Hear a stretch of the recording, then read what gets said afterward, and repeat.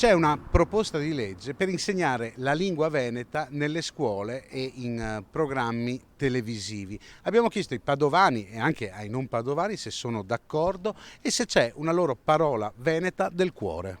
Mona, perché mona poi si può dire in tante maniere, dici un mona, cioè sia nel bene che nel male, non è che secondo me questa è la parola veneta che mi piace di più, se devo dire la verità. Qual è la sua parola o il proverbio veneto che più le piace?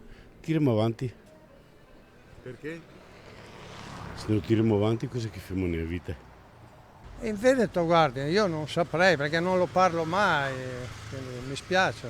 Quindi aspetta che lo insegnino in TV. Beh no, in TV, magari con gli amici, insomma, cercherò di pensarci un po' di più. Polenta e baccà, oppure polenta e osei. Perché rappresentano la nostra terra. Esatto, è una baccalà. Ecco, quindi sono cibo, insomma, ecco, andiamo sul cibo. Vabbè, adesso vado a mangiarmi qualcosa perché mi è venuta fame. Adesso vogliono proporre l'insegnamento del veneto nelle scuole e anche in televisione. Sì. Quindi può essere utile. Secondo me sì perché è comunque un patrimonio quello della nostra lingua, quindi è giusto valorizzarlo, ecco, quindi io sono perfettamente d'accordo.